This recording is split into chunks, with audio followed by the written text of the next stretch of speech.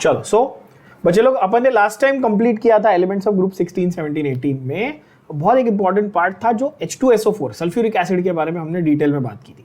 Contact process में H2SO4 कैसे बनाया वो देखा पहले तो 3 स्टेप्स में।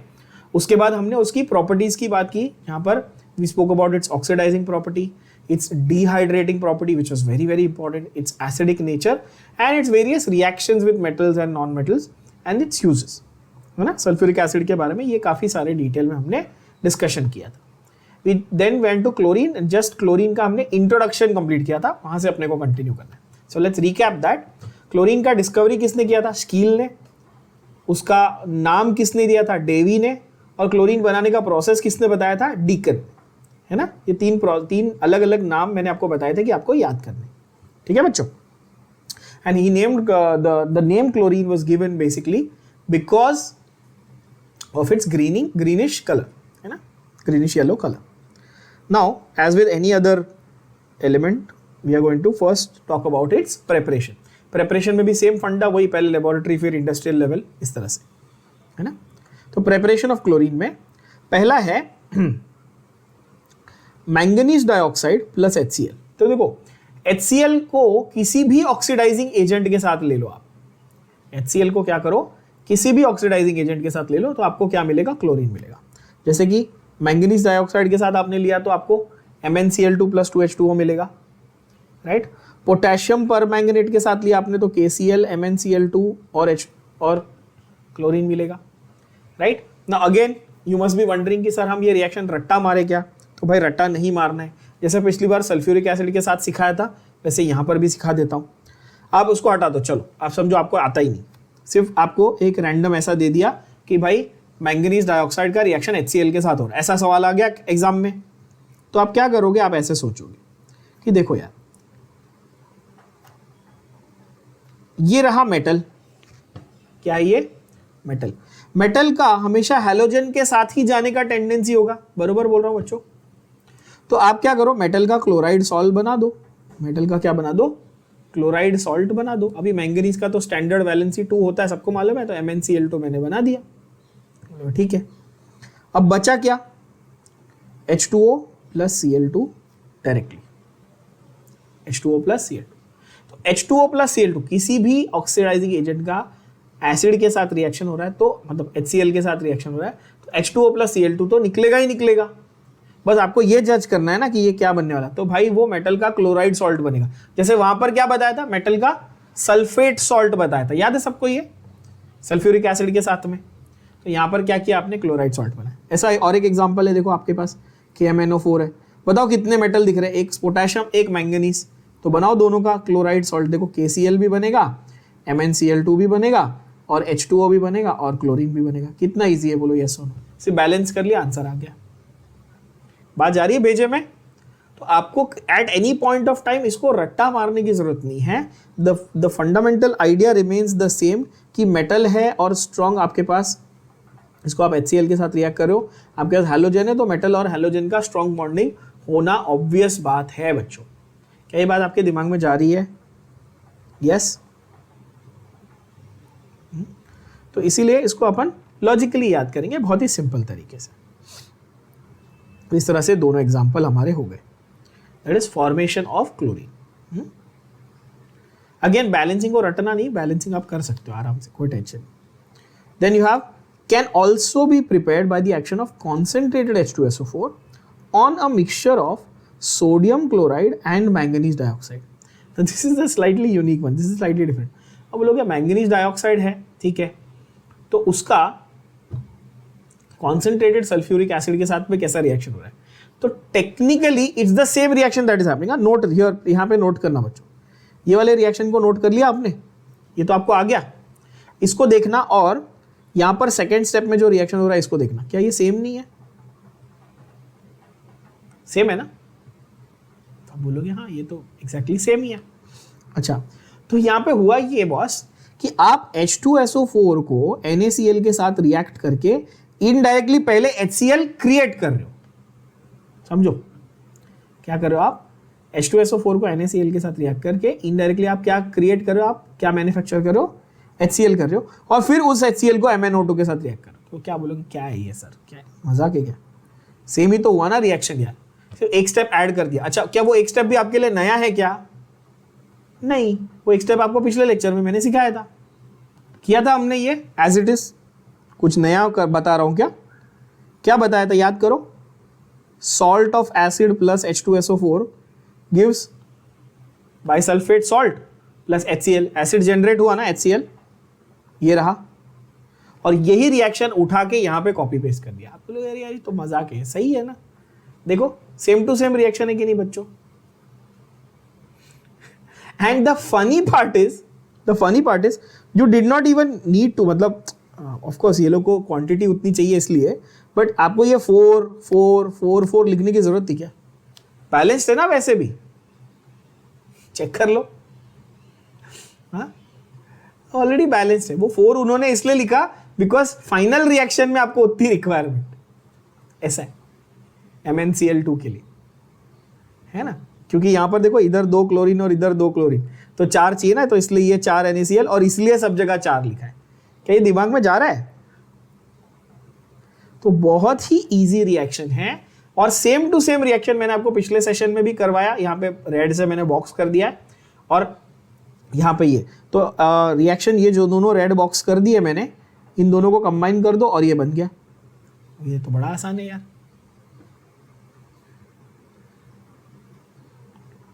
आई होप सब बच्चों को ये समझ में आ गया होगा, कुछ कॉम्प्लिकेटेड नहीं है। Just make sure that you balance it correctly. तो reaction will take place in 2 steps, है ना? ये NaCl plus H2SO4 MnO2 plus HCl।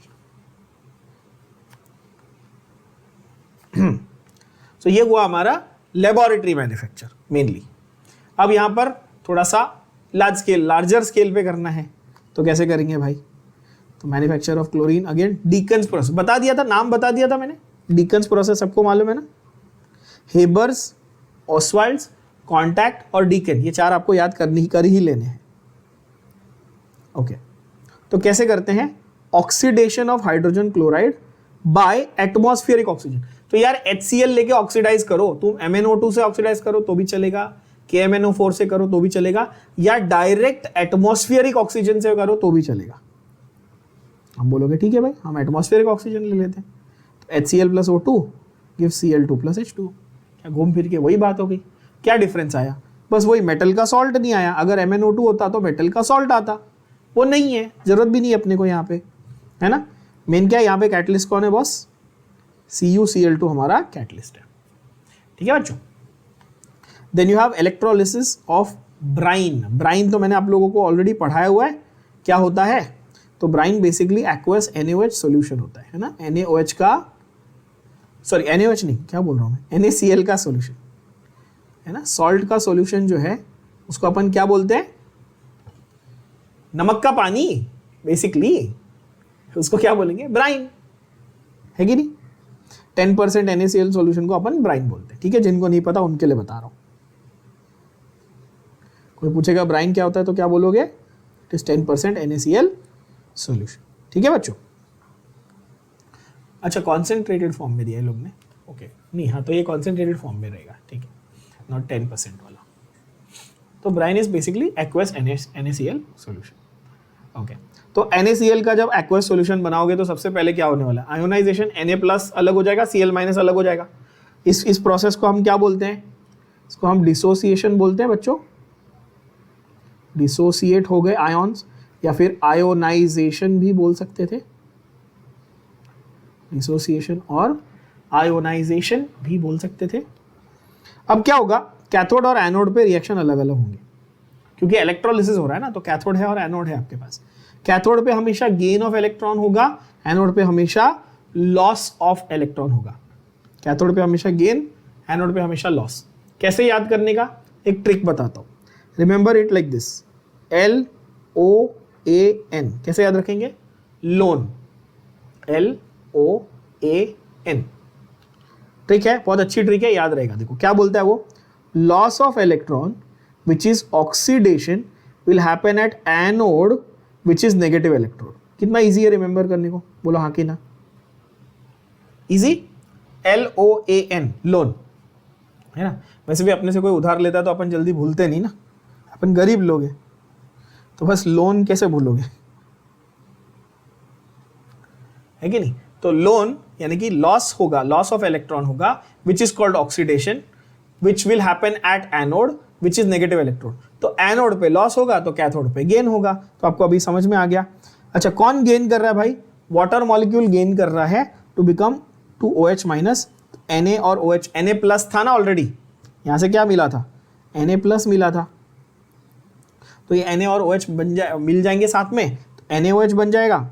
और क्लोरीन जो है उसने क्या किया, इलेक्ट्रॉन लूज कर लिया, तो ऐसे दो क्लोरीन थे, दोनों मिलकर क्या बन गए, क्लोरीन गैस बन गए। क्या बन गए, क्लोरीन गैस। तो हुई मैन्युफैक्चर, क्लोरीन गैस मैन्युफैक्चर हो गई, सिंपल है ना, इस तरह से। तो यहां पर LON याद कर लो। ब्राइन का जब आप इलेक्ट्रोलिसिस करते हो तो आपको कैथोड पे NaOH मिलता है और एनोड पे मिलता है क्लोरीन। कैथोड पे क्या मिलता है बच्चों, प्रोडक्ट NaOH, और एनोड पे आपको प्रोडक्ट मिलता है क्लोरीन। ये काफी इंपॉर्टेंट MCQ क्वेश्चन बन जाता है कि जब ब्राइन का इलेक्ट्रोलिसिस होगा तो कैथोड पे क्या रिलीज होगा और एनोड पे क्या रिलीज होगा। तो कैथोड पे क्या रिलीज होने वाला है, NaOH, और एनोड पे क्या रिलीज होने वाला है, क्लोरीन। क्या ये बात समझ में आ गई? What are the properties of chlorine. Properties तो बहुत ही इजी, सबको आती हैं। क्या है, ग्रीनिश येलो गैस है, पंजेंट और सफोकेटिंग ऑर्डर, मतलब it will not support respiration, आपको ब्रीदिंग में हेल्प नहीं करने वाली भाई ये गैस, सफोकेटिंग ऑर्डर है इसका। It is poisonous in nature, of course, है ना, हाईली पॉइजनस, सबको मालूम है। if any one of you has watched the old Batman movie, Michael Keaton was Batman, Uma Thurman had played Poison Ivy, green color का उसका वो पूरा ये है, where she releases toxic chemicals and they've used chlorine gas in that to show toxins. They've actually shown that in the film also. So it is highly poisonous in nature, everybody knows it, right? Chlorine gas.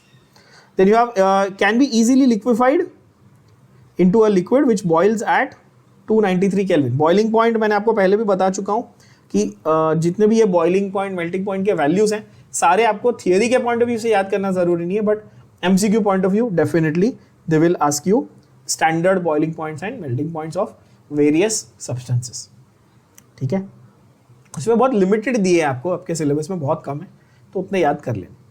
Dissolves in water, yes of course, giving chlorine water. कहाँ use करते हैं हम लोग chlorine water बच्चों, हम लोग chlorine water water purification में use करते हैं, स्विमिंग पूल्स में डालते हैं क्लोरीन, सबको मालूम होगा, है ना। तो and it is 2 to 5 times heavier than air. ये सब स्टूपिड फैक्ट्स हैं, कुछ एक्सप्लेनेशन नहीं, ठीक है, स्टूपिड फैक्ट्स है, याद कर लो। Okay, heavier than air obviously, इसलिए रेस्पिरेशन, तुम सांस लेने के लिए हैवी एयर को, हैवी या गैस को ब्रीथ करने की कोशिश करोगे तो थोड़ी अंदर जाएगी लंग्स में, इसलिए तो सफोकेटिंग है ना।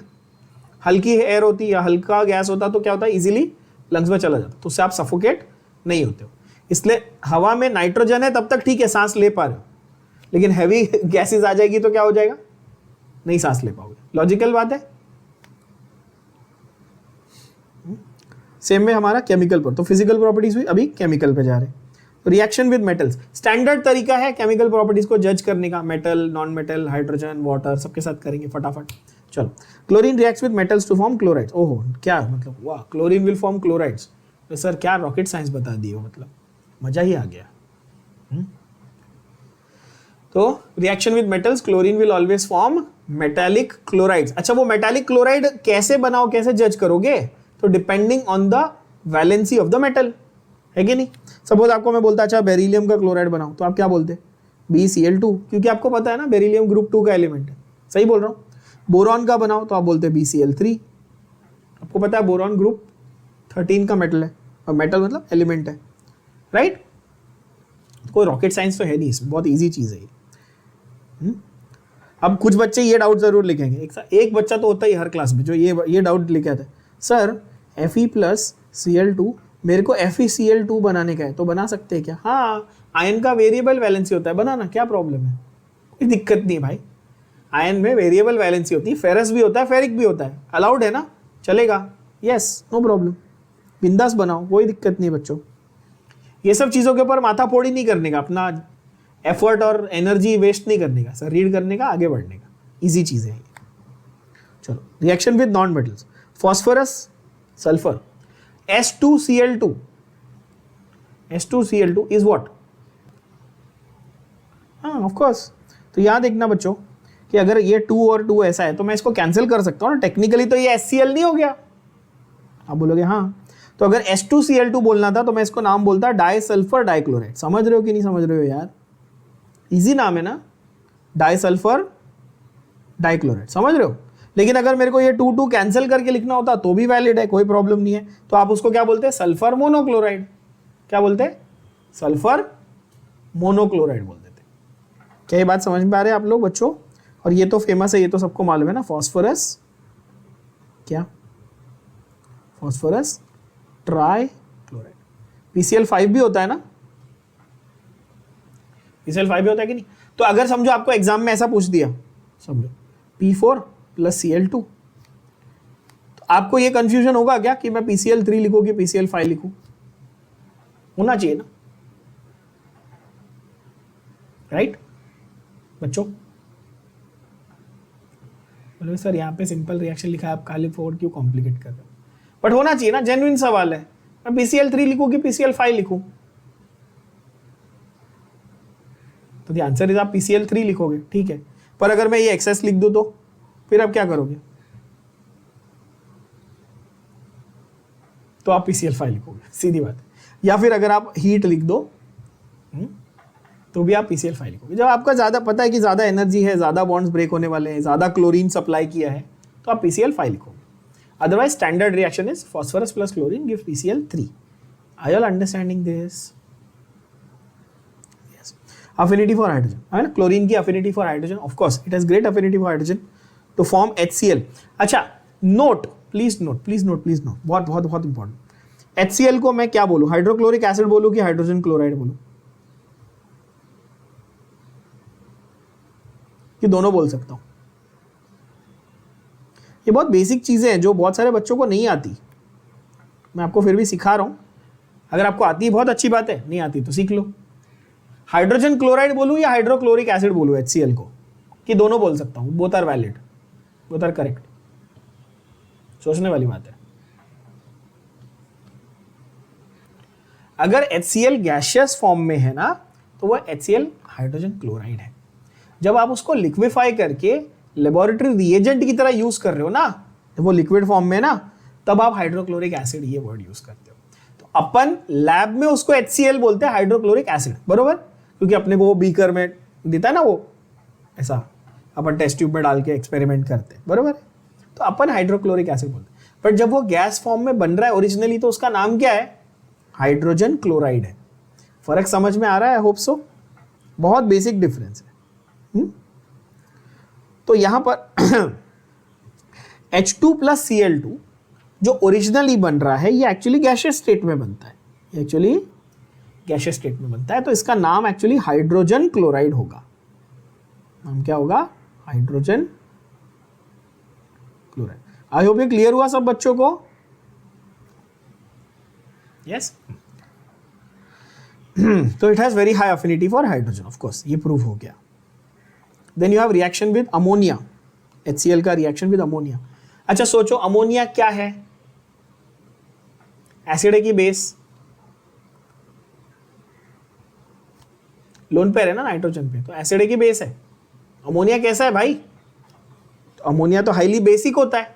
और HCl का रिएक्शन आप, मतलब आप क्लोरीन का रिएक्शन कर रहे हो, तो क्लोरीन क्या है, एसिडिक ये बनाता है ना, क्या बोलते हैं अपन, एसिडिक नेचर है उसका, मतलब कि वो HCl बनाता है रेडिली, नॉन मेटल है ना। तो क्या मैं बोल सकता हूं ये सॉल्ट देगा? अरे बोलो हाँ या ना, लॉजिकल बात बोल रहा हूं। इमीडिएटली क्या दे देगा, ये सॉल्ट दे देगा। तो यहां पर देखना कि NH3 के साथ में ये NH4Cl यानी कि अमोनियम क्लोराइड सॉल्ट देगा। अगेन मैं आपको ये इसलिए बता रहा हूं क्योंकि आपको रटने की जरूरत नहीं है। It's a very very simple and logical answer कि भाई अमोनिया है, ये बेसिक होता है, क्लोरीन की टेंडेंसी एसिडिक होती है, जिसे आप अमोनिया प्लस क्लोरीन लोगे आपको उसका अमोनिया और क्लोरीन का सॉल्ट अमोनियम क्लोराइड, अरे क्या उसमें एकदम इजी हो गया, यस, और नाइट्रोजन रिलीज हो जाएगा। अगर इसमें आप उल्टा कर दो, अब यहां देखना बहुत इंटरेस्टिंग रिएक्शन है, इसको है ना आप ऐसे क्यू के लिए लिख के रखना, क्योंकि ये बोर्ड्स में आपको ऐसे क्यू के लिए आ सकता है कि explain the reaction of HCl with ammonia, और MCQ में भी आ सकता है। कैसे, देखो अगर आप अमोनिया ज्यादा लेते हो तो अमोनियम क्लोराइड बनता है कि नहीं, लेकिन आप क्लोरीन ज्यादा लेते हो तो नाइट्रोजन ट्राइक्लोराइड बनता है, which is a highly explosive reaction. The reaction itself is not explosive, the product is highly explosive, that is NCl3। ये क्या है, नाइट्रोजन ट्राइक्लोराइड है। NCl3 क्या है, नाइट्रोजन ट्राइक्लोराइड। क्या ये बात समझ में आ रही है बच्चों? तो ये ऐसे हुआ ना, देखो HCl plus ammonia, sorry Cl2 plus ammonia has two possibilities,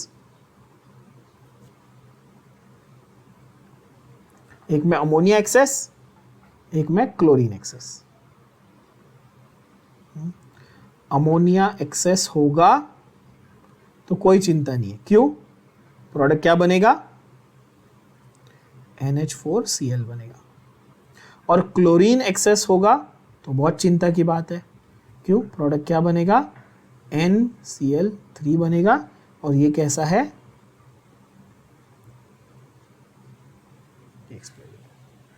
simple easy chart form. Okay, चलो नेक्स्ट देखते हैं reactions with alkali. Again will it react with alkali to give salt directly, या क्यों, क्लोरीन है ना भाई, एसिडिक टेंडेंसी है, alkali के साथ तुम रिएक्ट कर रहे हो, वही होगा ना यार, क्या नया कुछ होने वाला है, नहीं, क्या होगा देखो, कोल्ड एंड डाइल्यूट। अब यहां पर है ना एक बहुत ही अच्छा एक वेरिएशन आपको देखने मिलता है बच्चों, कि जब आप टेम्परेचर चेंज कर रहे हो तो इसमें वेरिएशन आ रहा है। क्या हो रहा है देखना, टेम्परेचर चेंज कर रहे हो तो आपको वेरिएशन मिल रहा है। कोल्ड एंड डाइल्यूट रहेगा ना तो mixture of chloride and hypochlorite मिलेगा, ध्यान से सुनना, जब आप cold and dilute alkali use कर रहे हो तो क्या बनेगा, chloride salt and hypochlorite salt. लेकिन जब आप हॉट कॉन्सेंट्रेटेड अल्कली यूज करोगे तो chloride salt and chlorate salt मिलेगा। अगेन इसमें वेरिएशन देखते हैं, देखो वेरिएशन कितना प्यारा है क्लोरीन में, Cl2 प्लस NaOH, और मैं ऐसे लिख रहा हूं तो आई एम प्रीटी श्योर आप लोग को ये इजीली समझ में आएगा कि चार्ट फॉर्म में लिखना काफी आसान लगता है।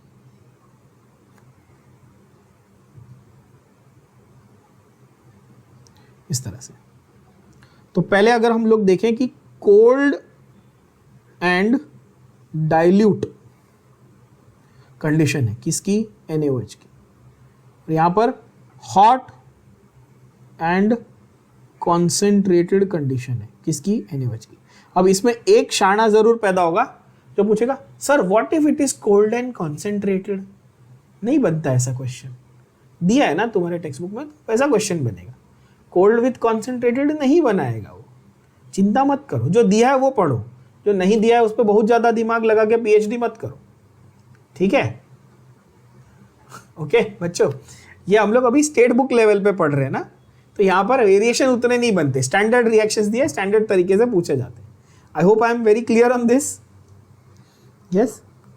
चलो, तो cold and dilute, hot and concentrated. हाँ, कोल्ड एंड डाइल्यूट में क्या बोला उसने, दोनों केस में ध्यान से सुनना, दोनों केस में NaCl मतलब कि नॉर्मल क्लोराइड सॉल्ट तो बनेगा ही, अब बोलोगे ठीक है क्लोराइड सॉल्ट बना दिया, बट यहां पर कोल्ड में क्लोराइड के साथ क्या बना था, हाइपोक्लोराइट बना था। क्या बना था, हाइपोक्लोराइट, और यहां पर क्या बना था, क्लोरेट सॉल्ट बना था। क्या बना था, क्लोरेट।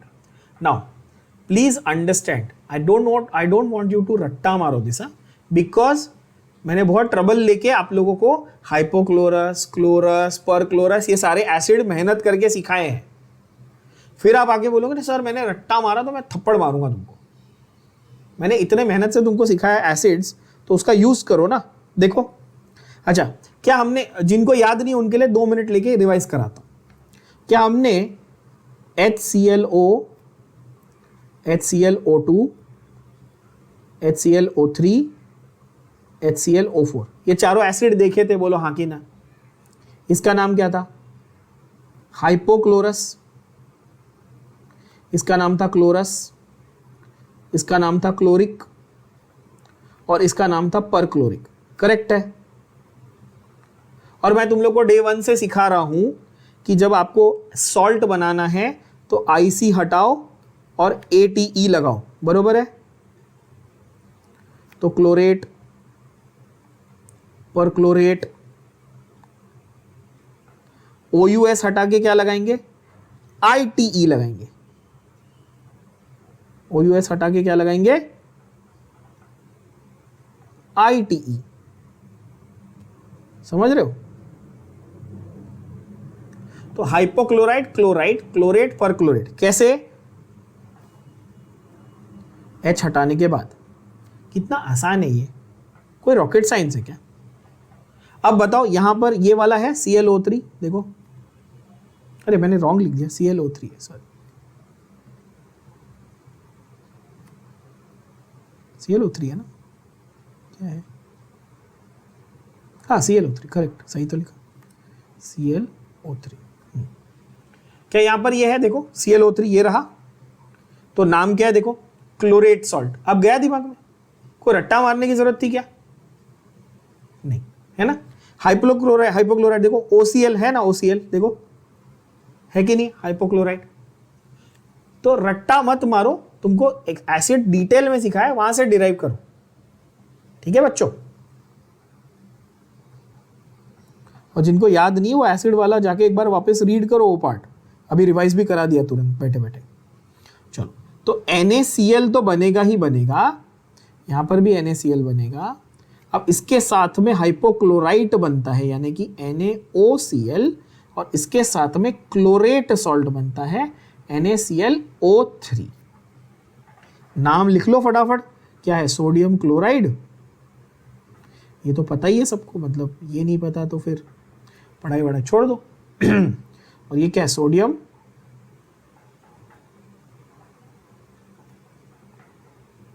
हाइपोक्लोराइट। तो यहां पे क्या है? NaCl is again sodium chloride and this is sodium, क्या, कौन सा सॉल्ट? क्लोरेट सॉल्ट, है ना बच्चों? अच्छा, सपोज ऐसा होता तो क्या बोलते? इसका नाम क्या होता? सोडियम पर क्लोरेट नाम हो जाता। तो कौन सा? तो रटने की कोई जरूरत महसूस हो रही है क्या आपको? नहीं। And this is where most of the students will panic ना, बिकॉज ये चैप्टर में क्या होता है आपका? पैनिक कहाँ होता है? सर बहुत रिएक्शंस है, सर बहुत प्रोडक्ट्स है, सर नाम याद नहीं रह रहे। अरे नाम आपको रटने की जरूरत नहीं है, याद रहेंगे। सिर्फ जो मैंने स्टेप बाय स्टेप चीजें सिखाई उनको आप बस प्रैक्टिस करते जाओ, ट्रस्ट में आपको नाम याद रहेंगे, आई गारंटी इट, है ना? मैं आपके सामने प्रूव करके भी दिखा रहा हूँ ना कि आपको किस तरह से लॉजिकली नाम डिराइव करने हैं। एक भी नाम आपको रटने को नहीं बोला ना मैंने। चलो, मतलब हार्डली कुछ चीजें जो मैंने कहा होगा कि चलो फैक्चुअल है आप लर्न कर लो, हार्डली। तो कोल्ड एंड डाइल्यूट है तो chloride plus hypochloride, chlorite, and hot and concentrated है तो chloride plus chlorate, hence proof. चलो डन, आगे बढ़ते हैं। तो देखो, cold and dilute,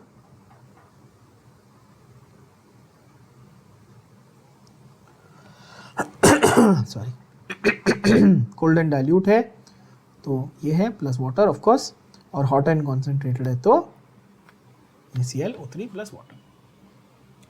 dry slaked lime के साथ हीट करने पे क्लोरीन देता है bleaching powder, one of the most important reactions of chlorine.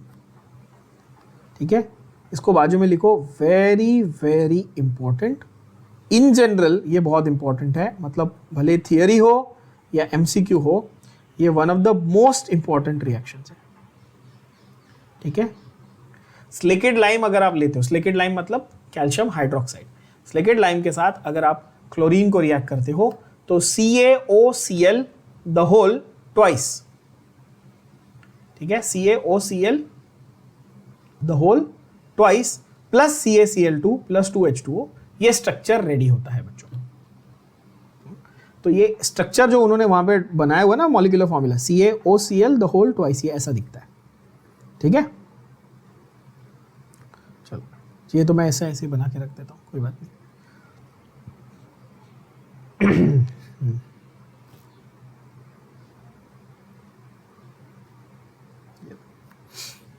Just एक स्मॉल वहां पे मैंने बना के रख दिया।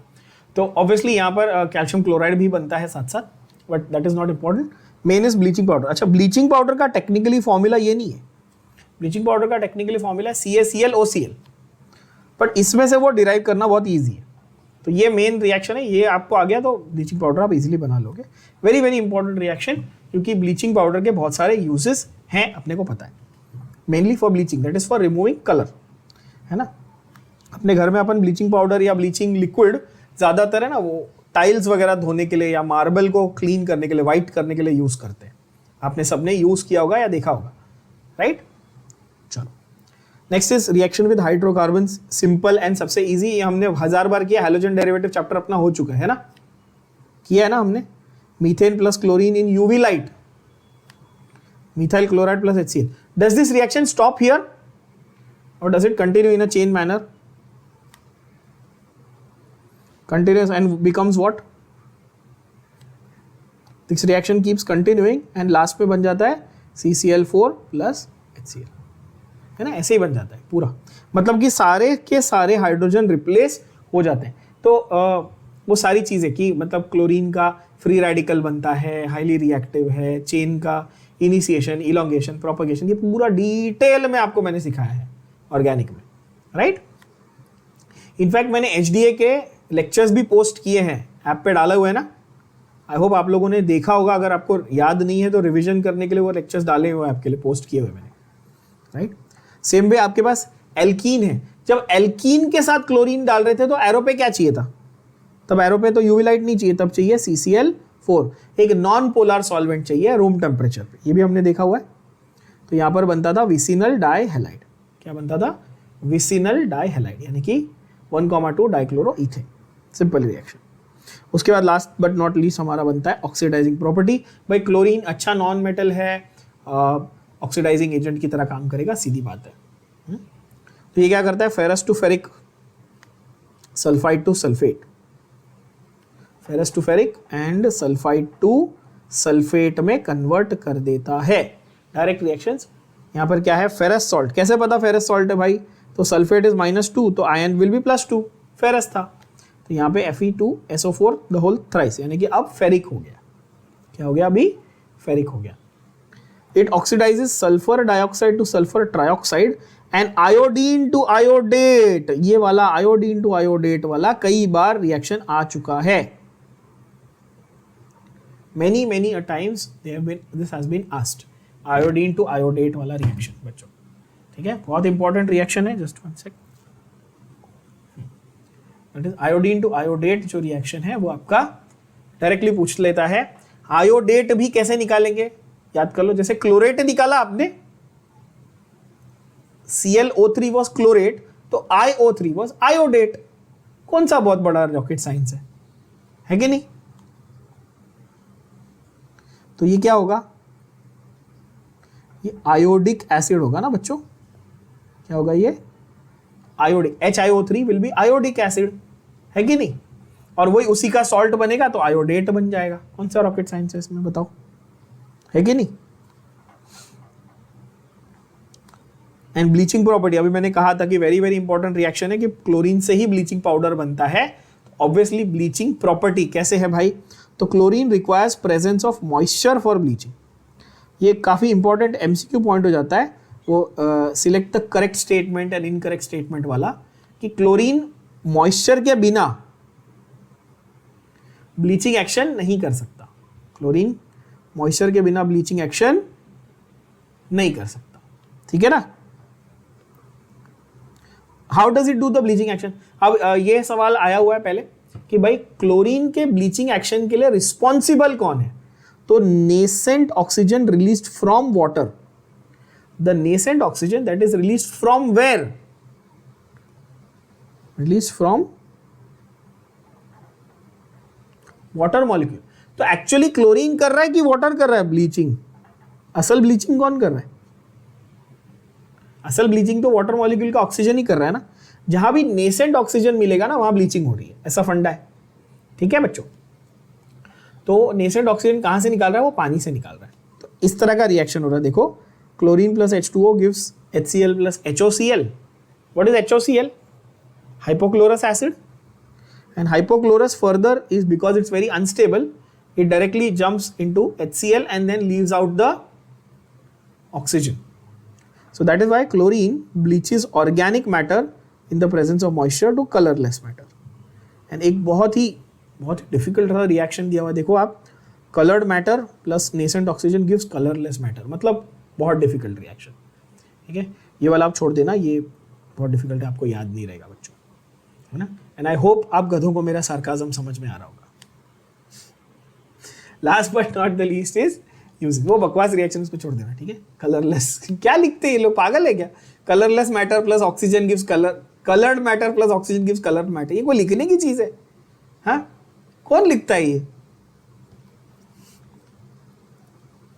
चलो, anyway uses.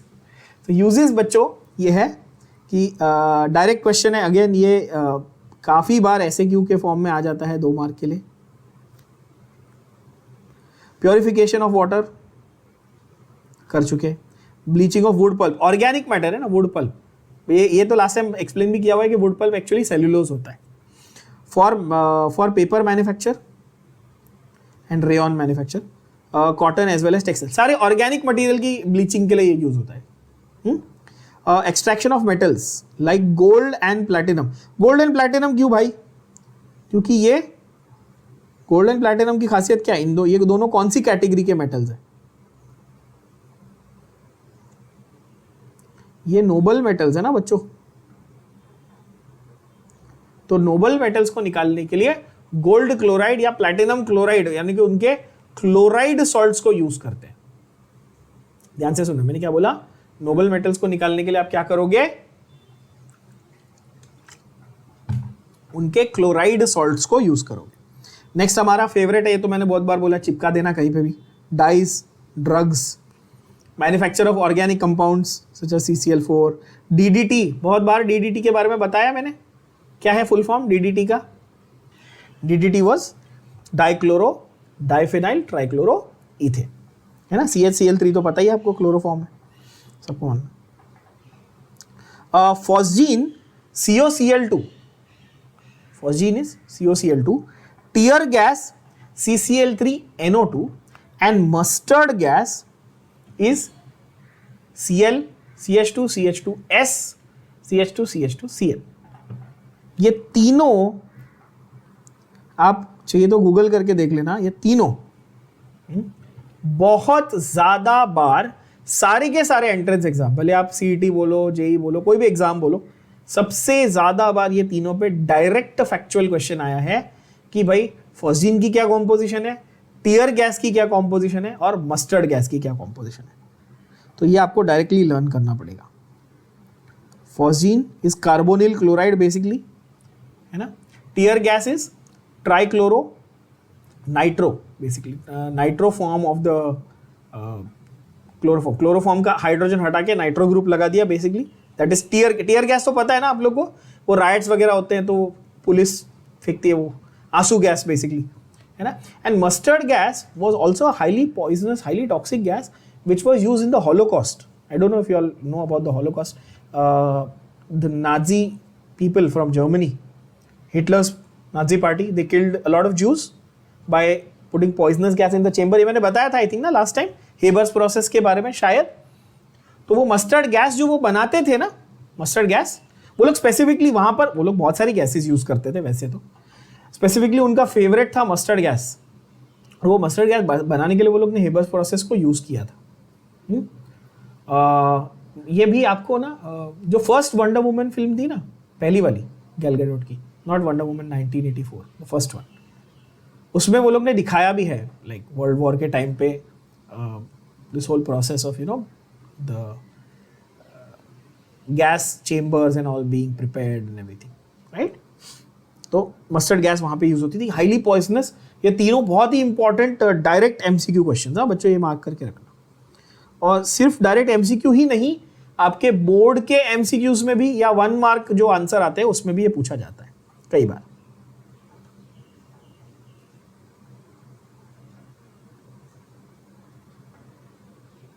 Okay, next is the compounds of chlorine. तो उसमें ऑब्वियसली सबसे एक ही मेन है इंपॉर्टेंट वाला, that is hydrogen chloride, prepared by ग्लॉबर।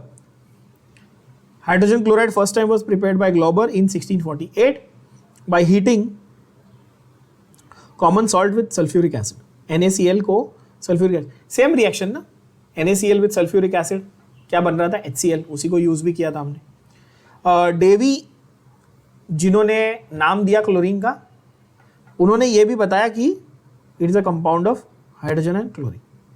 So again here 2 scientist which are relevant, Glauber who first time made HCl, and Davy who proved that it's a compound of hydrogen and chlorine, right? Okay, these are factual things. चलो let's move on. NaCl plus H2SO4, NaHSO4 plus HCl, ये तीसरी बार आ गया है 3 page में, तीसरी बार ये reaction आ गया, आप देख सकते हो, ठीक है, बहुत ईजी है और इतनी बार रिपीट हुआ, अब तो ये आना ही चाहिए आपको। HCl can be dried by passing through concentrated sulfuric acid. Why? क्योंकि सल्फ्यूरिक एसिड क्या है, बहुत ही अच्छा डिहाइड्रेटिंग एजेंट है। ये तो कर चुके हम लोग लास्ट लेक्चर में बच्चों, बहुत ही अच्छा डिहाइड्रेटिंग एजेंट है। फिजिकल प्रॉपर्टीज, चलो धड़ाधड़ फिजिकल प्रॉपर्टीज कंप्लीट करेंगे। Colourless pungent smelling gas, can be easily liquefied, boiling point is 189 kelvin, freezing point is 159 kelvin. आप बोलोगे सर MP लिखा है, हाँ भाई, melting for a gas melting point is the same as freezing point, is the same as melting point, of course. Highly soluble in water, HCl is highly soluble in water, yes. क्या बनाता है HCl with water?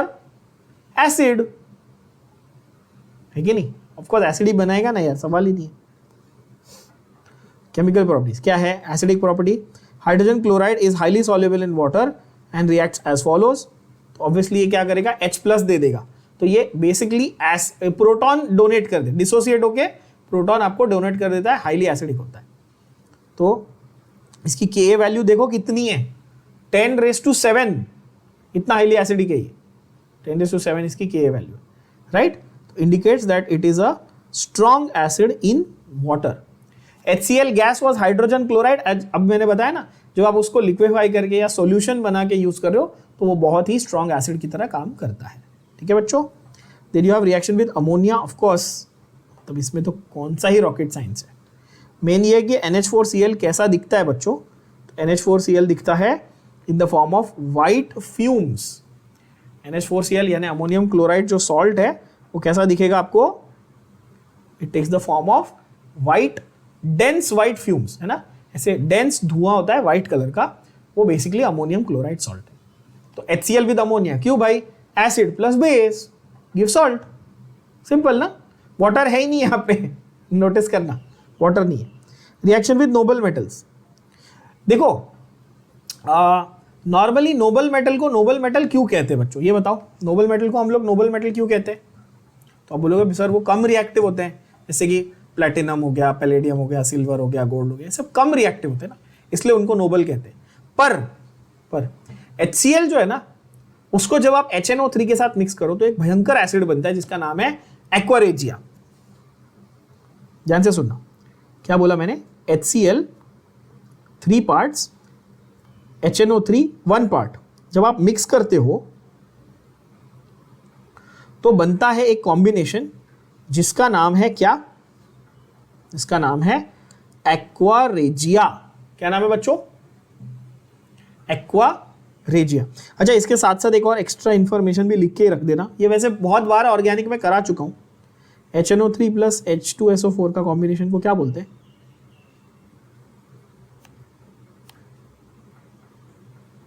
Organic में बहुत बार use किया हमने, क्या बोलते हैं इसको,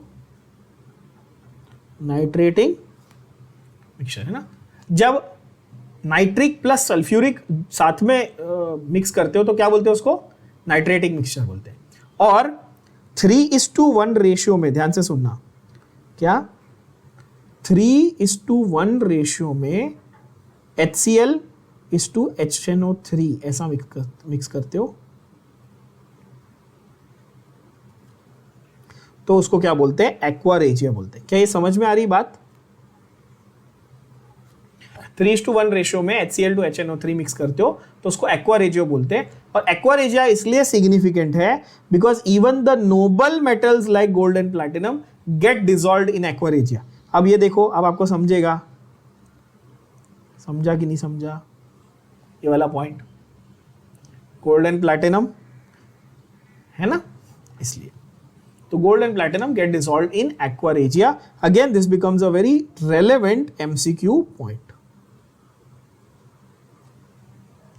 एक्वारेजिया के बारे में भी 1 मार्क आंसर, जो आपका वेरी शॉर्ट आंसर आता है ना कि भाई व्हाट इज एक्वारेजिया, तो they expect you only to write in 1 line, a mixture of HCl and HNO3 in the ratio of 3:1 is called aqua regia. बस इतना एक्सपेक्ट कर रहे हो, okay. You do not need to write the entire equation as such. फिर मैं आपको बता देता हूं, gold plus 4H plus 4Cl। अब बोलोगे ये ऐसा क्यों लिखा है भाई, तो फंडा ये है कि हम लोगों को ऐसा दिखाना है कि HCl जो है वो स्प्लिट हो गया है। Whenever you add nitric acid ना, डिसोसिएशन हो जाता है बहुत रैपिडली। समझ रहे हो बात को? क्या होता है जब आप नाइट्रिक एसिड और HCl को एक साथ जोड़ते हो ना बच्चों, तो क्या होता है, रैपिड डिसोसिएशन हो जाता है। और ये मिक्सचर हाईली एसिडिक है, तो इसलिए क्या करता है, ये H+ बहुत सारे ढेर सारे प्रोटॉन दे रहा है। तो आपके पास अब क्या है कि क्लोरीन भी है और नाइट्रो ग्रुप भी है, नाइट्रेट ग्रुप भी है मेटल के ऊपर रिएक्ट करने के लिए। तो मेटल किसके साथ बॉन्ड करना प्रेफर करता है, क्लोरीन के साथ, राइट। और NO+2H2O बनता है। सेम वे यहां पर भी NO+8H2O बनता है। एंड प्लीज नोट कि ये जो कंपाउंड बना है AuCl4, ये चार्ज्ड पार्टिकल है, अभी भी चार्ज्ड है ना, ये कॉम्प्लेक्स बना है। ये एक्चुअली क्या बना है, ये आप लोगों को याद होगा मैंने सिखाया था ये आपको कि जब स्क्वायर ब्रैकेट के अंदर कुछ लिखा जाए तो उसको हम क्या बोलेंगे, कॉम्प्लेक्स। कोऑर्डिनेट कंपाउंड है ना बच्चों ये, तो यहां पर ये प्रिंटिंग एरर है, इन्होंने स्क्वायर ब्रैकेट के अंदर नहीं लिखा है। आपको किस में लिखना है, स्क्वायर ब्रैकेट में लिखना चाहिए, ठीक है। तो ये जो कॉम्प्लेक्स है ना, ये कॉम्प्लेक्स लेकर हम वो मेटल को एक्सट्रैक्ट कर सकते हैं। तो complexes are very very important for extracting the metal. So that finishes off your chlorine and its compound, कौन सा, HCl, done. Next last part of halogens, group 17 का खत्म करने वाला part है interhalogen compounds. Now interhalogen compounds के बाजू में लिख देना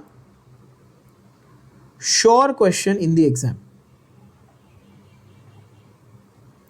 ये गारंटीड क्वेश्चन है आपके एग्जाम में।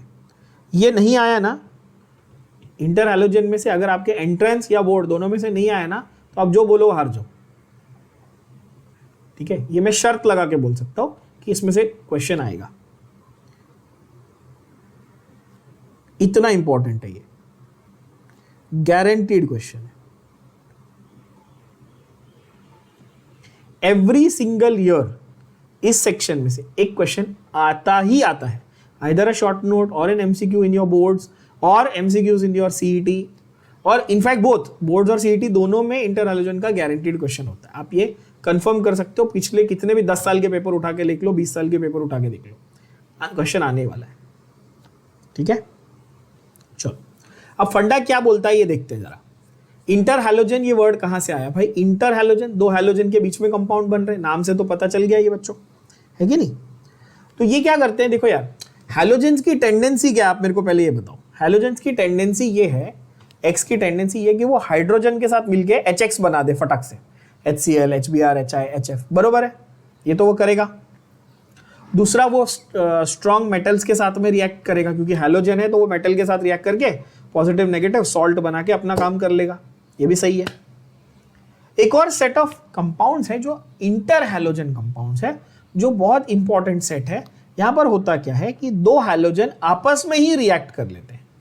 तो हैलोजन क्या होते हैं, आपस में ही रिएक्ट कर लेते हैं, and the compound that they form is called an interhalogen compound. Now there are certain parameters you need to understand interhalogen compound को समझने के लिए। बच्चों जरा देखते हैं क्या है वो पैरामीटर्स। क्या हमें ये बात पता है कि fluorine is the most electronegative? ये हमें मालूम है सबको, fluorine is the most electronegative element. ये तो सबको पता है कि पूरे पीरियोडिक टेबल में सबसे इलेक्ट्रोनेगेटिव एलिमेंट कौन है, फ्लोरीन है। बोलोगे ठीक है। और जब भी हम फॉर्मूला लिखते हैं, नोट करना, जब भी हम फॉर्मूला लिखते हैं किसी भी चीज का, सपोज मेरे को एक्स एक्स ऐसा लिखने का है, दो हैलोजन है, मेरे को दिखाना है ये अलग अलग हैलोजन, तो मैं एक्स एक्स डैश लिख दूं, एक्स एक्स बार या एक्स एक्स डैश, है ना। तो जब भी मुझे फॉर्मूला लिखना, मैं ऐसे लिखता हूं ना, जैसे HCl, NaF, KBr।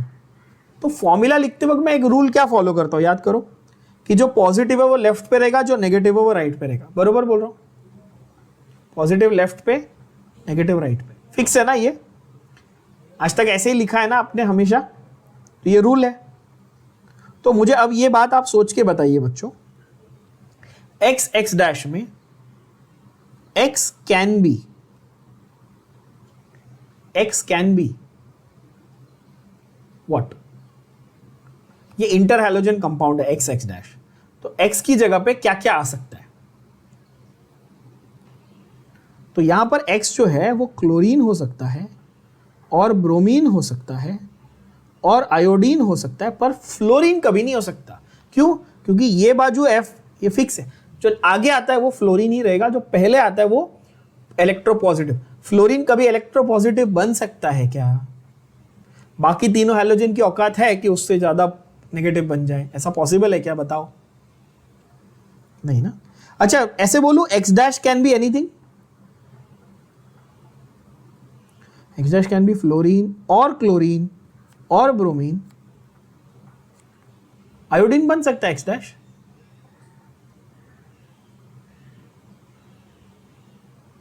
No of course not. क्यों? क्योंकि आयोडीन इनमें से सबसे ज्यादा इलेक्ट्रोपॉजिटिव है ना, तो वो राइट पे कभी नहीं आ सकता। क्या ये दिमाग में गया सभी बच्चों के, मैंने क्या बोला? X x dash inter halogen को रिप्रेजेंट कर रहा है, एक्स कौन है और एक्स डैश कौन है, ये पहले क्लैरिटी ले आओ दिमाग में। क्लैरिटी आ गई, अब जरा आगे वापस जाते हैं। तो देखो with halogens, halogens form inter halogens compound, inter halogen compounds. Now all halogens have different electronegativities, हमको पता है। What is the order by the way? Is fluorine chlorine bromine, मतलब down the group electronegativity decrease, कम हो जाती, हाँ कम होती जाती है। अब बोलोगे ठीक है भाई। Due to this difference, two or more halogen combine to form species which are either ionic or neutral। तो ऐसा बोल सकते हैं क्या कि इंटर हैलोजन कंपाउंड्स में भी आयोनिक और न्यूट्रल? ये चूज द करेक्ट स्टेटमेंट वाला क्वेश्चन आ जाता है सीईटी में, और कई बार बच्चे ये गलत करके आते हैं, वो बोलते हैं सर न्यूट्रल कैसे हो सकता है? भाई पोलर होगा बट ओवरऑल न्यूट्रल हो सकता है ना, बोलो हाँ या ना। पोलर तो होगा बिकॉज डिफरेंस ऑफ इलेक्ट्रोनेगेटिविटी है, बट ओवरऑल चार्ज उस पर 0 हो सकता है। क्या ये बात समझ में आई?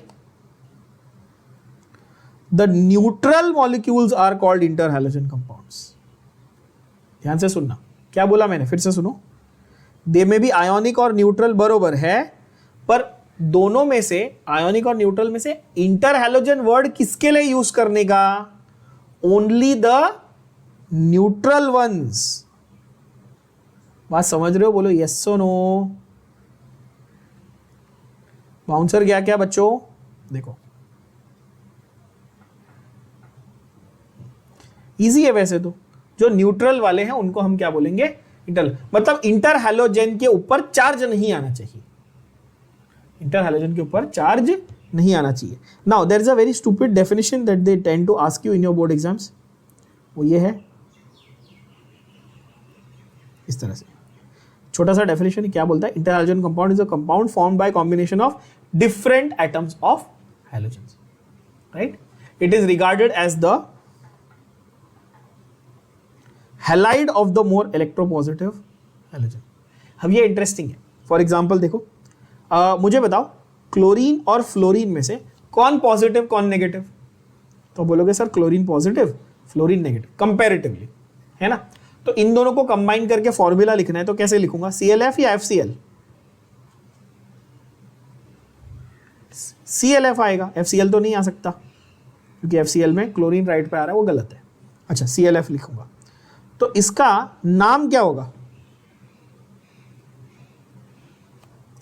ये क्लोरीन का फ्लोराइड है। आप बोलोगे हाँ, क्लोरीन का यानी कि क्लोरीन प्लस है और F माइनस है, तो फ्लोराइड क्लोरीन का फ्लोराइड है। तो ये समझ में आया सेंटेंस? अब क्या बोलता है? It is halide of electropositive halogen. Chlorine का हैलाइड है, ये क्लोरीन का फ्लोराइड है। क्या ये बात भेजे में गई एवरीबॉडी? और एक एग्जांपल ले लो, नहीं समझा तो और एक एग्जांपल ले लो। समझो BrF3 है, तो क्या बोलूंगा? Bromine try fluoride. क्या ये बात समझ में आई? इजी ना, ब्रोमीन का ट्राई फ्लोराइड। तो नाम लिखने में कौन सी बड़ी चीज है? बहुत इजी चीज है, कोई दिक्कत नहीं, है ना। ओके, सो क्लोरीन जो है वो ClF, ClF3, ClF5 तीनों बनाता है। ब्रोमीन जो है वो BrF, BrF3, BrF5 तीनों बनाता है। आयोडीन जो है वो IF, IF3, IF5, IF7 तीनों बनाता है। Then you have bromine making BrCl, iodine making ICl, ICl3 and IBr. It's a very standard format for making interhalogen compounds. Can you all understand this? जिनको नहीं समझा वो ऐसे देखो, क्लोरीन फ्लोरीन के साथ बनाएगा। अभी क्लोरीन छोटा है कि ब्रोमीन छोटा है? बताओ। क्लोरीन और ब्रोमीन में से छोटा कौन है साइज में?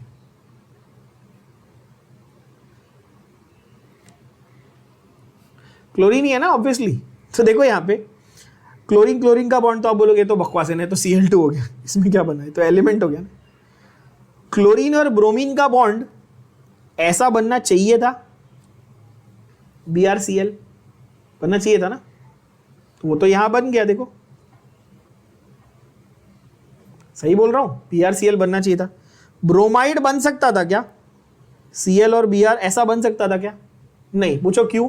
क्योंकि ब्रोमीन तो ज्यादा इलेक्ट्रोपॉजिटिव है, तो इसको इधर ये बाजू आने का है, जा रहा है भेजे में, तो ब्रोमाइड पॉसिबल नहीं हुआ। तो आपको जब उसकी पॉसिबिलिटी चेक करनी है तो बहुत इजीली आप पॉसिबिलिटी चेक कर सकते हो कि कंपाउंड बनेगा कि नहीं बनेगा। आयोडाइड बन सकता है क्या? नहीं। आयोडाइड का द वर्ड आयोडाइड इंप्लाइज कि आई माइनस होना चाहिए, लेकिन आई माइनस कैसे बनेगा भाई? आयोडीन तो क्लोरीन से ज्यादा पॉजिटिव होता है, तो ICl बन सकता है। ये रहा ना, ICl है ना, लेकिन ClI बन सकता था क्या? नहीं। क्या ये बात समझ में आ रही है? और इसका बहुत बड़ा रीजन उनका साइज है, क्योंकि आयोडीन बहुत बड़ा है, बहुत बड़ा है तो इलेक्ट्रोपॉजिटिव है। क्या ये बात समझ में आई बच्चों? है ना। तो क्लोरीन क्या करेगा? अपने से छोटा फ्लोरीन के साथ में बॉन्ड बनाएगा। ब्रोमीन क्या करेगा? अपने से दोनों छोटे फ्लोरीन क्लोरीन दोनों के साथ बॉन्ड बनाएगा। आयोडीन क्या करेगा? अपने से तीनों छोटे फ्लोरीन क्लोरीन ब्रोमीन तीनों के साथ बॉन्ड बनाएगा। कितना इजी हो गया, है ना। Yes, okay. So various types of interhalogen compounds, ये बहुत ही इजी सा टेबल है, सिंपल सा टेबल है। ये आपको लिख के प्रैक्टिस करना पड़ेगा। ऐसे मैं अभी बता रहा हूँ तो बड़ा आसान लगता है, बट कई बच्चे मिस्टेक कर देते हैं इसको बनाने में। जो मैंने लॉजिक समझाया वो याद रखता तो ईजी पड़ेगा, ठीक है। MCQ के लिए एक छोटा सा क्वेश्चन यहाँ पे ये है कि भाई ICl that is iodine monochloride when it is put in glacial acetic acid, मतलब प्योर एसिटिक एसिड में डालते हो ना, तो उसको विद सॉल्यूशन बोलते हैं, जो एक ऑयल की आयोडीन वैल्यू को कैलकुलेट करने के लिए यूज होता है। इसके मैं डिटेल में नहीं जा रहा हूँ, ठीक है। सिर्फ MCQ के पॉइंट ऑफ व्यू से ये with solution ICl in glacial acetic acid for iodine value of oil. Now lipids में ना या फैट्स एंड ऑयल्स में आप आयोडीन वैल्यू कैलकुलेट करते हो, उसके लिए ये यूज होता है, ठीक है। इतना याद रख लो। Next is classification. How to classify the interhalogen compounds? They are divided into 4 types: XX dash, XX dash 3, XX dash 5 and XX dash 7. तो XX dash 7 में सिर्फ और सिर्फ ये एक ही एग्जाम्पल आ सकता है, दैट इज IF7. अब आपके दिमाग में ये सवाल आएगा कि सर व्हाई नॉट ICl7? ऐसा क्यों नहीं बन रहा? उसमें तो सारे हमारे एक पैरामीटर्स बैठ रहे हैं ना, आयोडीन पॉजिटिव भी है, क्लोरीन नेगेटिव भी है, क्लोरीन छोटा भी है, आयोडीन बड़ा भी है, तो ICl7 क्यों नहीं बनता? ये सवाल आ रहा है दिमाग में. तो ऐसा देखो, सोचो, ये तुम्हारा आयोडीन है, ये इतना बड़ा तुम्हारा आयोडीन है समझो, ठीक है, इतना बड़ा आयोडीन है. अभी आयोडीन पे मैं 7 फ्लोरीन एडजस्ट कर सकता हूं. आयोडीन की बॉन्डिंग करानी ना मेरे को 7 फ्लोरीन के साथ, समझ रहे हो?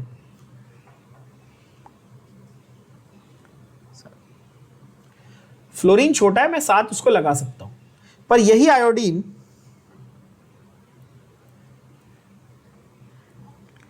अगर मेरे को क्लोरीन के साथ बॉन्ड करना होता, सेम टू सेम आयोडीन, मेरे को क्लोरीन की साइज कंपैरेटिवली बड़ी है ना, तो क्या ये 7 क्लोरीन को अकोमोडेट कर पाएगा? क्या लगता है आपको? नहीं ना, देखो नहीं कर पाएगा ना. समझ पा रहे हैं आप लोग बच्चों? तो ये 7 फ्लोरीन को अकोमोडेट कर लेता है, बट 7 क्लोरीन को अकोमोडेट नहीं कर पाता. सेम वे ब्रोमीन में क्या होगा? ब्रोमीन में 5 आ सकते हैं क्या? 3 में खत्म. देखो अब आपको समझ में आ रहा है क्या बोल रहा हूं मैं, है ना? तो फ्लोरीन के साथ 7 भी चलेंगे, 5 भी चलेंगे, 3 भी चलेगा, 1 भी चलेगा. IF, IF3, IF5, IF7 है कि नहीं? लेकिन ब्रोमीन के साथ तो नहीं चलने वाला, क्लोरीन के साथ तो नहीं चलेगा. इसीलिए आप देखो तो ICl5 आपको नहीं मिलेगा, ICl5 नहीं मिलेगा, है ना? और ICl, in fact iodine with any other will not be very stable. Iodine with any other one will not be very stable. And same logic you have to follow for all the others also. कि आपको किस तरह से size के comparison में देखना है. It has to be a relatively large with small molecule, तब जाके वो आपको स्टेबिलिटी प्रोवाइड करेगा. क्या ये बात समझ में आ रही है? ये सब आपको कोई पूछने वाला नहीं, मैं सिर्फ आपके फंडामेंटल क्लैरिटी के लिए बता रहा हूँ. किसी को फर्क नहीं पड़ता कि क्या बना और क्यों बना, ठीक है? बट ये वाला है कि ये बहुत इंपॉर्टेंट है. आपके पूरे सिलेबस में AB7 टाइप का एक ही कंपाउंड है ना? AB7 टाइप का एक ही कंपाउंड है. एट द मोस्ट हम लोगों ने SF6 देखा था ना लास्ट केमिकल बॉन्डिंग 11th में. SF6 से ऊपर कुछ देखा ही नहीं आज तक. बट ये AB7 है.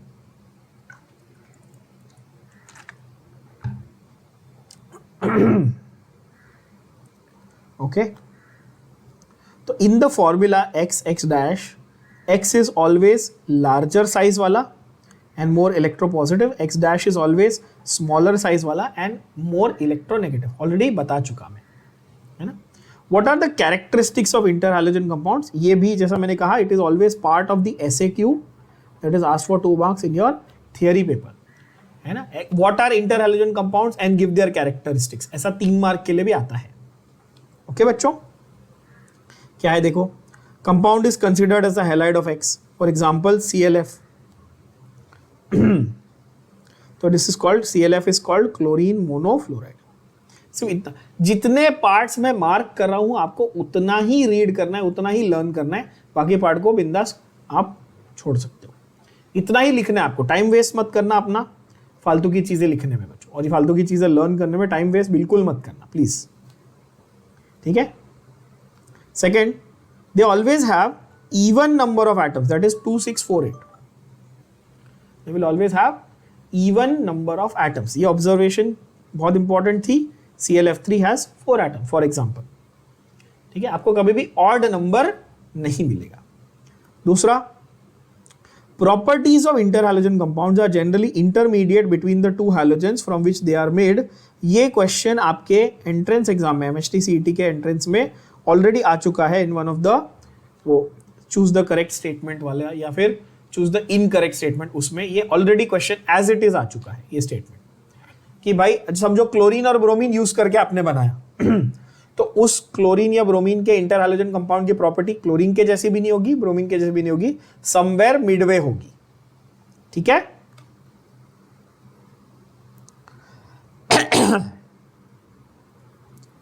number of x dash atoms is always odd, total number is always even, but x dash का number is always odd number। हमने देखा ना टेबल में, देखो क्या हमने ये देखा यहाँ पे बच्चों xx3, xx5, xx7 है कि नहीं, तो इस तरह से हमने देख लिया ये।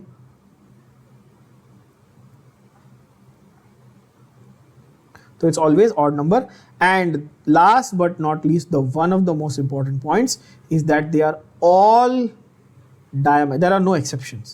They are all diamagnetic. They are all diamagnetic. Why? Even number है even number है ना, तो सारे के सारे पेयरिंग हो चुकी है। all paired मतलब all electrons are paired मतलब क्या, डायमैग्नेटिक है कि नहीं। मैंने आपको ट्रिक बताई है ना इसको याद करने की, याद कर लो, PDUP, पेयर्ड होगा तो डायमैग्नेटिक, अनपेयर्ड होगा तो पैरामैग्नेटिक। एकदम इजी है ना।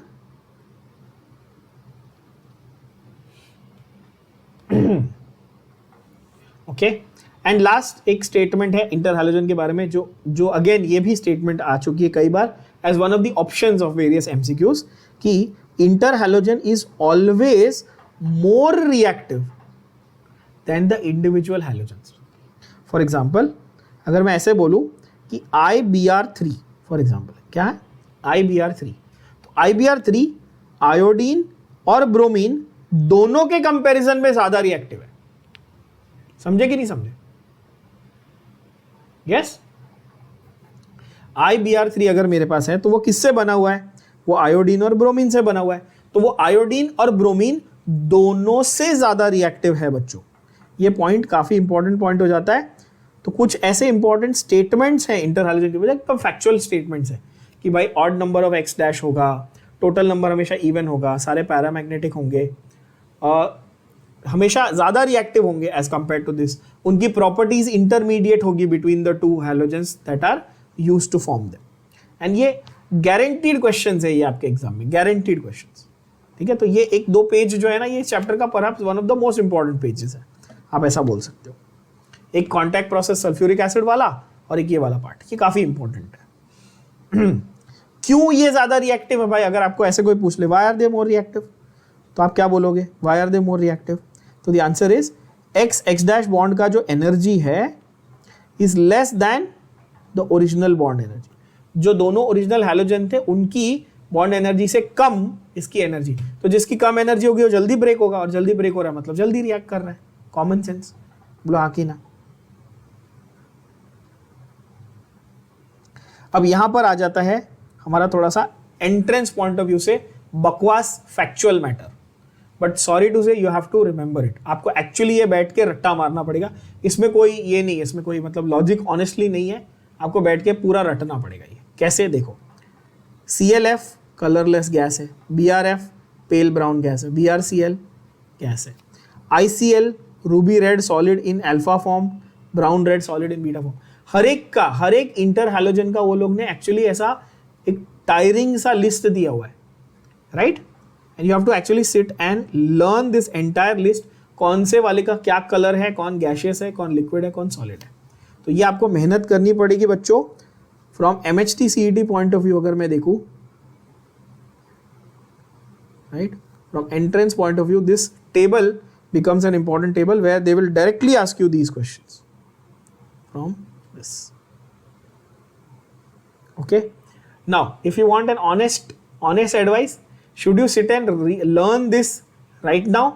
The answer is no. ये कब करने का है? आपका पूरा सीईटी का सब प्रेपरेशन हो गया, सब कुछ पढ़ के हो गया है, कुछ बचा नहीं है पढ़ने को, तब ये बकवास पढ़नी है। क्योंकि ट्रस्ट में एक ह्यूमन माइंड इन चीज़ों को, मेरे को खुद को याद नहीं रहता तो मैं झूठ का को बोलूँ, इतना किसको याद रहता है? कोई टीचर को भी याद नहीं रहेगा, गारंटीड है कि हर एक का आपको वैल्यू याद रहे, कलर याद रहे, गैस है, सॉलिड है, लिक्विड। हाँ, आप जज करके बता सकते हो, अलग बात है, राइट? तो please don't waste your time with this. If you find time, sit and learn, that is another thing. Okay बच्चों? और जो बोर्ड्स पॉइंट ऑफ व्यू से प्रिपेयर कर रहा है उसको तो ये कुछ ज्यादा ये सोचना ही नहीं, ठीक है ना? ये टेबल मेनली आपके एंट्रेंस पॉइंट ऑफ व्यू से है, ये ठीक है। I have 7 methods of preparation पे भी आपका SAQ आ चुका है in the previous years in the board exams. में 3 अलग अलग डायरेक्ट मेथड्स ऑफ प्रिपरेशन है। पहला है डायरेक्ट कॉम्बिनेशन बच्चों, जहां पर आपने दोनों को इक्वल वॉल्यूम में लिया और बन गया। जैसे क्लोरीन फ्लोरीन लिया, ClF बन गया, आयोडीन क्लोरीन लिया, ICl बन गया, ब्रोमीन क्लोरीन लिया, BrCl बन गया। ठीक है, these nonsense reactions to write and practice. Then you have reaction of halogen with interhalogen compounds. This is important कि आपके पास ओरिजिनल हैलोजन मॉलिक्यूल है, वो रिएक्ट कर रहा है इंटर हैलोजन के साथ। पहली बात, वो क्यों रिएक्ट करेगा भाई? तो वो क्योंकि इंटर हैलोजन हाईली रिएक्टिव है, इसलिए वो रिएक्ट करेगा। पहला तो bromine with BrF3 will give 3BrF। ये सब क्वेश्चंस आए हुए हैं आपके एंट्रेंस में भी और बोर्ड्स में भी। Bromine with ClF3 gives BrCl and iodine with KClO3 gives ICl plus KiO3. Special reaction for ICl. नाम से ये भाई, ये तो ऑब्वियस बोल रहा है कि भाई स्पेशल रिएक्शन है, तो ये तो आपके एग्जाम में जरूर आएगा और आता है कई बार।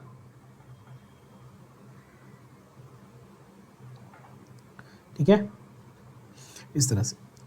So that is your interhalogen compounds का प्रेपरेशन। अच्छा, और एक चीज सोचना कि आपके पास क्लोरीन फ्लोरीन अगर इक्वल वॉल्यूम में है तो ClF बन रहा है, पर आप एक्सेस में लोगे तो ClF3 बनेगा। ये काफी सिंपल और लॉजिकल है। मैंने थोड़ी देर पहले फॉस्फोरस और क्लोरीन के साथ भी सेम लॉजिक आपको समझाया था। फिर आप एक्सेस ले रहे हो जो भी, तो ऑब्वियसली आपके पास इलेक्ट्रोनेगेटिव वाला एक्सेस है, तो आपके पास Cl3 या F3 वाले कंपाउंड्स बनेंगे। प्रॉपर्टीज में एक क्वेश्चन जो कई बार आया हुआ है वो है ये यूरेनियम का रिएक्शन, UF6 बनाने वाला reaction. Can you see that? Properties में सारे आपको करने की जरूरत नहीं है, to be very honest. Again it's a lot of garbage that is given, lots of garbage is given in your book. Too much garbage, मतलब आप जिसने ये बुक लिखी है उसको बोलो बिठा के कि सारे रिएक्शन एक साथ लिख के बता दे, नहीं पॉसिबल है। They've just loaded it with reactions in the last couple of pages. तो इसमें लिमिटेड रिएक्शंस करने, ये वाले में, ये वाले टेबल में से जो बता रहा हूं उतना ही करना। ठीक है, पहला कौन सा है? ये वाला यूरेनियम का reaction with ClF3, chlorine trifluoride के साथ यूरेनियम का रिएक्शन UF6 प्लस ClF देता है, क्योंकि ये आया हुआ आपके एग्जाम में और ये आने के चांसेस हाई होते हैं। यूनिक रिएक्शन है यूरेनियम के साथ। ठीक है बच्चों, दूसरा आपका थर्मल स्टेबिलिटी का ऑर्डर। दूसरा है order of thermal stability. Again very very popular question in your entrance exams. ClF, ICl, IBr, BrCl, BrF, है ना? स्मॉलर टू लार्जर आपके अगर आप जा रहे हो तो ये। Again there is no particular logic to this, you actually have to sit and remember, learn, write and learn the equation. Okay, इस तरह से। तो ये दो चीजें आपको इस टेबल में से डेफिनेटली याद करनी है। एक है आपका थर्मल स्टेबिलिटी का ऑर्डर और दूसरा है आपका यूरेनियम के साथ ClF3 का order. And last but not least is the uses and structures, right? I know you all must be thinking कि इंटर हैलोजन कंपाउंड में इतना ज्यादा कुछ है। ये मैंने आपको पहले भी शुरुआत करने से पहले कहा ना कि इंटर हैलोजन कंपाउंड्स, ये बोलने के लिए एक पैराग्राफ होना चाहिए था, बट उसके ऊपर पूरा का पूरा थीसिस लिखा है गधों ने। हाँ? तो इंटर हैलोजन कंपाउंड आप लिखकर प्रैक्टिस नहीं करोगे, ट्रस्ट भी, आप आज पढ़ोगे कल भूल जाओगे। ठीक है, I usually don't say this for anything, I am sure you all must have notice, मैं हमेशा बोलता हूँ अच्छा रटो मत, लर्न मत करो, समझो, याद करो। जेन्युइनली बोल रहा हूँ, ये वाला टोटल रबिश सेक्शन है, याद करना पड़ेगा लिख के रट के। ऐसा मैं बहुत रेयरली बोलता हूँ, आप लोगों को पता है बच्चों, बट जेन्युइनली ये टोटल गार्बेज है, इसको लर्न करना पड़ेगा आपको, और आपके पास कोई चॉइस नहीं है। और अगर आप अभी इसको बैठ के लिख के एक बार प्रैक्टिस कर लोगे, फिर एग्जाम के वक्त रिवाइज करोगे तो याद आ जाएगा, ठीक है। पर अगर आप में से कोई ऐसा है जो सोच रहा है कि मैं लास्ट में ही पढ़ लूंगा, याद हो जाएगा, ये लास्ट दिन आपको रुलाएगा ये चैप्टर। आपको फिर से बता रहा हूँ, ये चैप्टर पढ़ के आखिरी दिन हर बच्चा आज तक का रिकॉर्ड है रोया है ना। क्योंकि पी ब्लॉक जब पढ़ना शुरू करते हो, जब एंड में आते हो, एक तो इतना बड़ा टॉपिक है, अपन भी कितने लेक्चर्स इसके पीछे अभी एक एक लाइन मार्क करके कर रहे हैं, राइट। और जब एंड में आते हो ना, इतने सारे रिएक्शन डाले, इतने सारे स्ट्रक्चर्स डाल दिए जिसका कोई लॉजिक नहीं है, कोई सीक्वेंस नहीं है इनका, तो ये आपको ओवरवेल्म कर देता है एग्जाम के 4 दिन पहले। तो प्लीज़ खास करके मैं सीईटी वाले बच्चों से रिक्वेस्ट कर रहा हूँ कि इसको लिख कर प्रैक्टिस करो अभी का अभी, नहीं तो आपको ये एक्सट्रीमली वॉलेटाइल होने वाला है। I don't mean to sound negative, but I am just telling you the honest to God truth. चलो, तो यूजेस में क्या आएगा, ICL काय के लिए है, आयोडीन वैल्यू ऑफ ऑयल्स, ये ऑलरेडी किया ना, विज सॉल्ट वाला, ठीक है। ICL is used to determine the iodine value of oils, ठीक है। As a catalyst for oxidation of arsenic and for preparation of polyhalides. XX3 जो है वो फ्लोरिनेटिंग एजेंट एंड सॉल्वेंट, बस फ्लोरिनेटिंग एजेंट की तरह लिख लो तो भी बहुत है ये वाला। These 3 uses more than enough, ठीक है। Now they may ask you a long answer in your board exam. Write the define, classify, write the properties and uses of interhalogen compound। 4 mark के लिए आपका लॉन्ग आंसर आ सकता है। तो define करना है उसका 1 मार्क है, क्लासीफाई करना है XX, XX3, XX5, XX7 वाला with एक example of each, that is another 1 mark.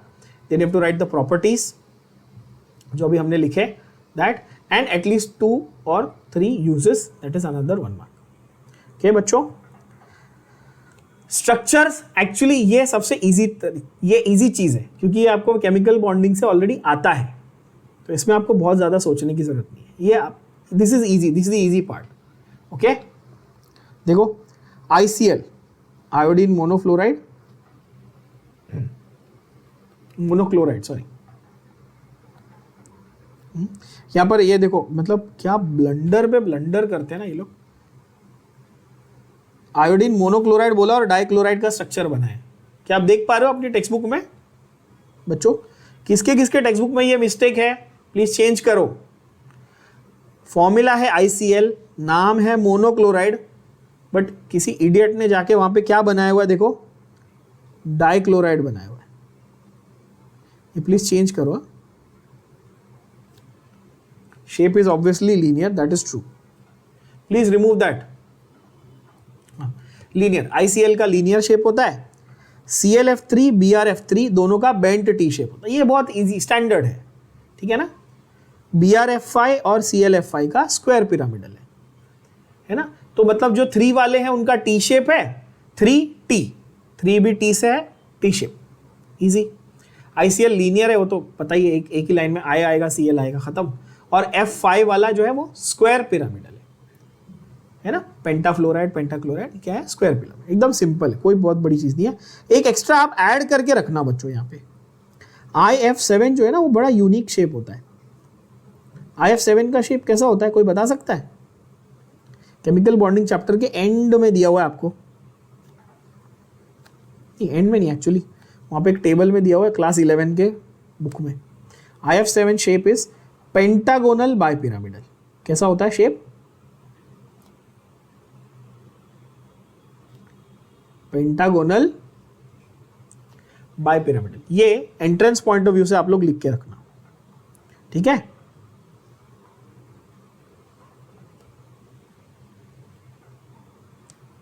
IF7 is pentagonal bipyramidal, ठीक है बच्चों। तो I think that completes your inter halogen compounds, right, ठीक है। Noble gases will finish in the next section. थोड़ा सा पार्ट बचा हुआ है, वो अगले इसमें करेंगे. अभी बहुत ओवरवेलमिंग है ये इंटर हैलोजन. तो इंटर हैलोजन कंपाउंड्स को प्लीज आप लोग लिखकर प्रैक्टिस करेंगे, ये मेरा रिक्वेस्ट है. Otherwise you are not going to remember most of the reactions, trust me. Apart from that, all other reactions of this chapter, I have given you all the logic, shortcuts, tricks, how to remember and everything, how to write the entire sequence of the reaction, how to write the structures, right? So you don't need to worry about that. Only interhalogen जो है, जो मैं आप चाहता हूँ कि आप खुद से एक बार सिर्फ लिखकर प्रैक्टिस कर लो और लर्न कर लो उसको. ठीक है बच्चों? We'll finish the rest of it in the next session.